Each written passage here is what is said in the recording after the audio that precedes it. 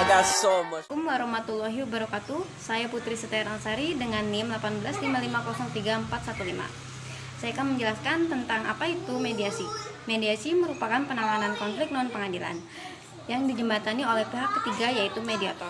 Mediator dalam hal ini berfungsi untuk menangani atau menjembatani keputusan antar kedua belah pihak sehingga keputusan akhir berada di tangan kedua belah pihak. Dan saya akan memberikan contoh kasus yang ditangani dengan cara mediasi.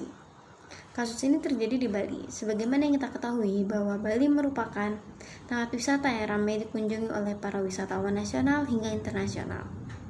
PT Sanur Dynamic Mentari tertarik untuk membeli tanah di pesisir pantai Mertasari untuk dijadikan hotel, di mana pada saat itu pantai Mertasari merupakan aset negara yang dikelola oleh pemerintah.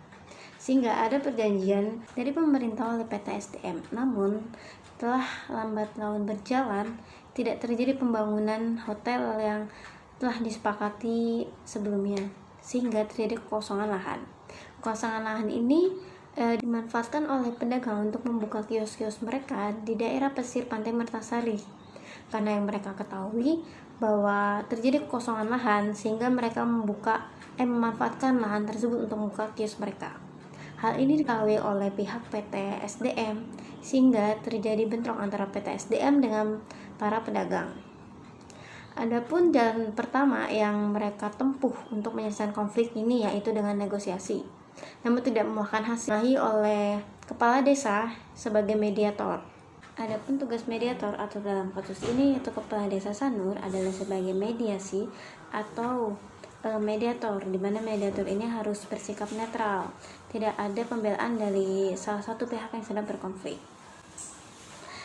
Tugas mediator ini adalah sebagai penengah atau menjembatani, diharapkan untuk adanya hasil kesepakatan dari kedua belah pihak, sehingga keputusan akhir yang diharapkan itu terjadi karena adanya kesepakatan dari kedua belah pihak yang sedang berkonflik.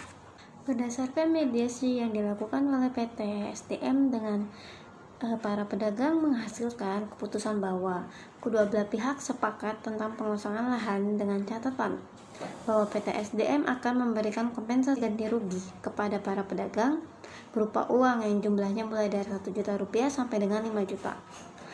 Uang ini guna untuk mengganti adanya lahan yang telah dibangun oleh para pedagang.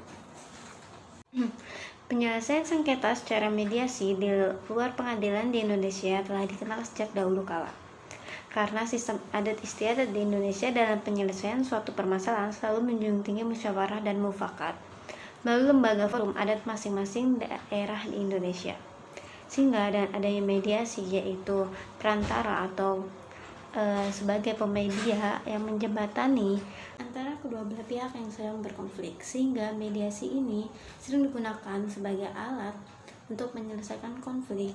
Sekian penjelasan dari saya, kurang lebihnya mohon maaf. Wabillahi taufiq wal hidayah. Wassalamualaikum warahmatullahi wabarakatuh.